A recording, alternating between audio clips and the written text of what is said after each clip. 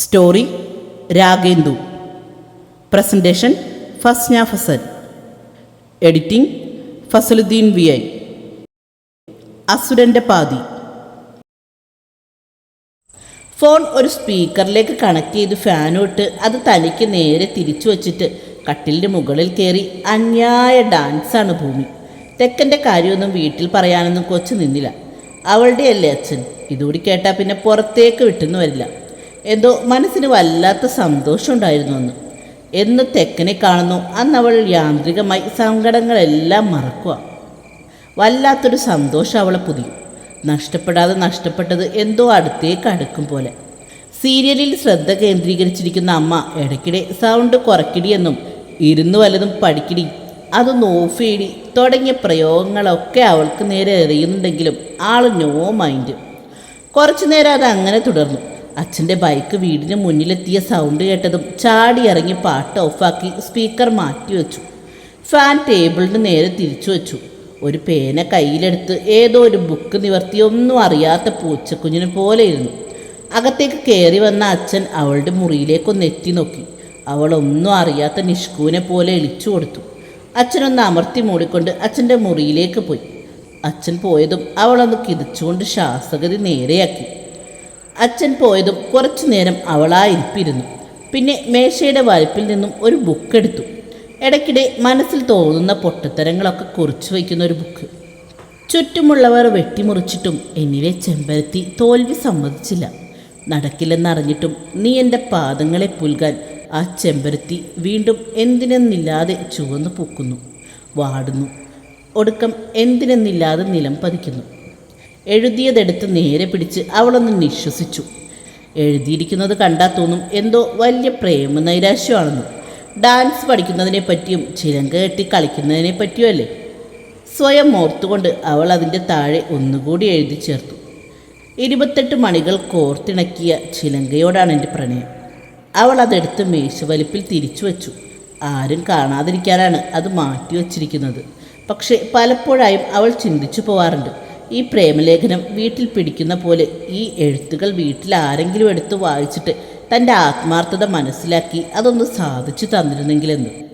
അല്ലെങ്കിലും ഈ പ്രേമലേഖനമൊക്കെ പിടിച്ച എല്ലാ വീട്ടുകാരും അത് നടത്തി കൊടുക്കണമെന്നില്ലല്ലോ. ഒരിക്കൽ പരിചയത്തിലുള്ള ഡാൻസ് പഠിപ്പിക്കുന്ന ചേച്ചിയോട് ചോദിച്ചതാണ്. പക്ഷേ ഇത്രയും വലിയ കുട്ടികളെ ഒന്നും ചേർക്കാൻ പറ്റില്ല, അതൊക്കെ കുഞ്ഞിലെ പഠിക്കണമെന്ന് നിരാശപ്പെടുത്തുന്ന മറുപടിയാണ് കിട്ടിയത്. അവളൊന്ന് നിശ്വസിച്ചുകൊണ്ട് എഴുന്നേറ്റു. വിയർത്തിട്ടുണ്ട്. ഒന്ന് ഫ്രഷ് ആവാൻ ബാത്റൂമിൽ കയറി. മുഖം തുടച്ചുകൊണ്ട് ഇറങ്ങി വന്നതും റൂമിലെ അലമാരയിൽ കണ്ണുടക്കി. അവൾ മെല്ലെ ചെന്ന് ഡോറ് ലോക്ക് ചെയ്ത് അലമാരയുടെ അടുത്ത് വന്നു.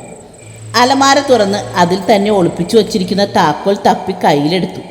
ഒരു നിമിഷം ആ താക്കോൽ നോക്കിയൊന്ന് നിശ്വസിച്ചിട്ട് അലമാര തുറന്നു. അതിൽ തന്നെയുള്ള ഒരു കുഞ്ഞു വലിപ്പിൽ അവളുടെ ഫാൻസി ആഭരണങ്ങളൊക്കെ സൂക്ഷിക്കുന്ന ഒരു സാധാരണ ഇത്തിരി വലിയ സ്മാർട്ട് ഫോൺ കവർ ബോക്സ്. ആഭരണങ്ങൾക്കിടയിലൂടെ വിരലുകൾ മറ്റെന്തോ തേടി.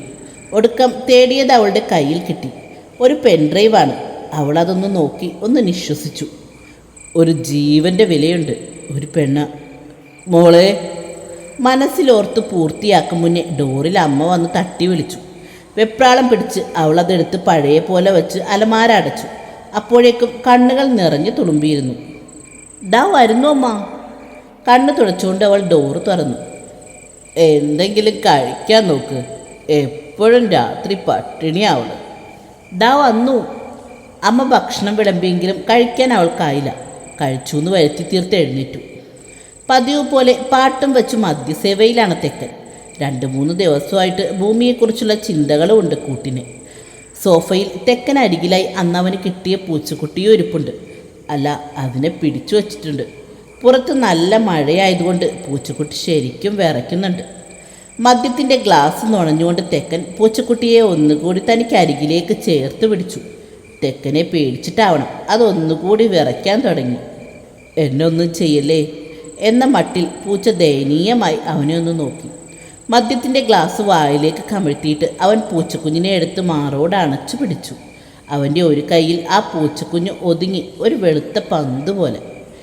എന്തോ നടയത്, ഇങ്ങേർക്ക് അന്യൻ്റെ പ്രേതം കൂടിയോ എന്ന മട്ടായിരുന്നു പൂച്ചയ്ക്ക്. അല്ല, സാധാ കുഞ്ഞാണെന്ന് പോലും നോക്കാതെ നല്ല അടിയും തൊടിയും ചവിട്ടും ഒക്കെയാണ് കിട്ടാറ്.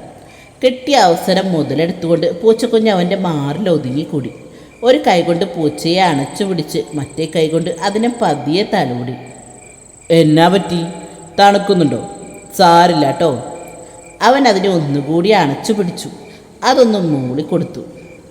നിന്നെ ഒന്ന് കൊഴുപ്പിച്ചെടുക്കണം. അത് കേട്ടതും പൂച്ചക്ക് സന്തോഷമായി എന്ന് വിശ്വസിക്കാം. ഒരാൾ വരുന്നുണ്ട് ഇങ്ങോട്ട്. അത് കേട്ടതും പൂച്ച ഒന്ന് ഞെട്ടി. അറക്കാനാണോ ഇനി കൊഴുപ്പിക്കുന്നത് എന്ന ഭാവമായിരുന്നു അതിന്. അത് ദയനീയമായി അവനെ നോക്കി കരഞ്ഞു. പേടിക്കണ്ടടി, നിന്നൊന്നും ചെയ്യാനല്ല. കുറച്ച് കഴിയുമ്പോൾ എൻ്റെ പെണ്ണ് വരും ഇങ്ങോട്ട്. നിന്നെ അവൾക്ക് കൊടുക്കും. അപ്പോൾ നിനക്കൊരു കൂട്ടാവുമല്ലോ. അവൻ ആ പൂച്ചയെ എടുത്തുയർത്തിപ്പിടിച്ചു. നിനക്കൊരു പേരിടണമല്ലോ.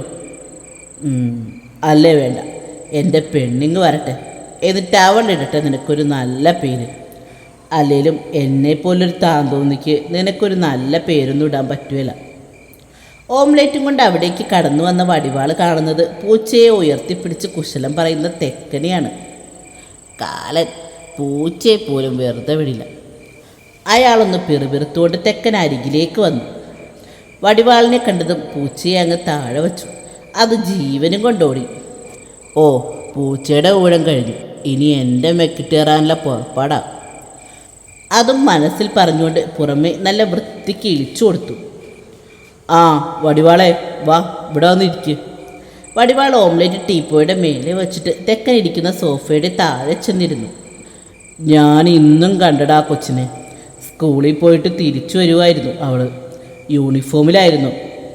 അവളെപ്പറ്റി പറയുമ്പോൾ എന്തെന്നില്ലാത്ത സന്തോഷമായിരുന്നു. ചുണ്ടിലറിയാതൊരു പുഞ്ചിരിയും ഒരു ചെറു നാണവും. എന്തോ അവളെ കണ്ടപ്പോൾ തൊട്ട് സ്വന്തമാക്കണമെന്നൊരു തോന്നൽ. എന്തൊക്കെയോ തിരികെ കിട്ടിയ പോലെ. ആ ഇച്ചിരി ഇല്ലാത്ത കൊച്ചിനോടോ? വടിവാളൊന്ന് പിറുവിറുത്തു. എന്തോ വല്ലതും പറഞ്ഞായിരുന്നോ? വടിവാൾ ചുമലനക്കിക്കൊണ്ട് പറഞ്ഞു. ആ, ഞാൻ ആ കൊച്ചിൻ്റെ പേര് ചോദിച്ചു. എന്നിട്ട്?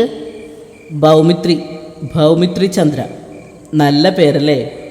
ഭൗമിത്രി ജോൺ. അത്രയും പറഞ്ഞുകൊണ്ട് നിറഞ്ഞ പുഞ്ചിരിയോടെ നിറച്ച പ്രണയത്തോടെ അവൻ സോഫയിലേക്ക് മലർന്നു കിടന്നു. എന്നാലും അച്ചായ, ഓ ഇവനെ ഇന്ന് നിന്നെ ഞാനിപ്പോൾ ശരിയാക്കി തരാം.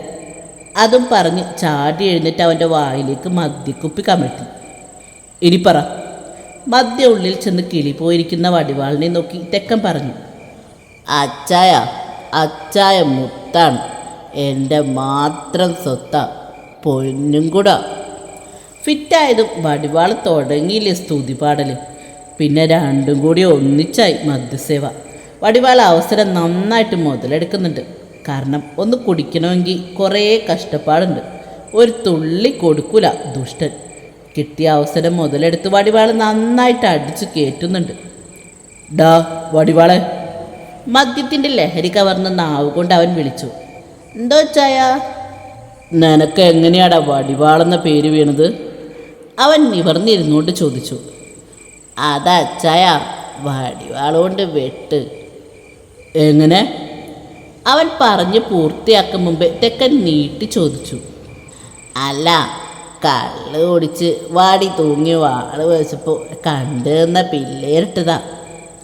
അവൻ ഇളിച്ചുകൊണ്ട് പറഞ്ഞു. ആ വലിയ ബംഗ്ലാവിൽ തെക്കൻ്റെ പൊട്ടിച്ചിരി ഉയർന്നു കേട്ടു. അപ്പോൾ കണ്ടവൻ്റെ പറമ്പിൽ വാള് വെച്ചതിനാണോ നിന്നെ പോലീസും ഒക്കെ അകത്തിട്ടത്? ചിരി അടക്കാൻ കഴിയാതെ അവൻ ചോദിച്ചു.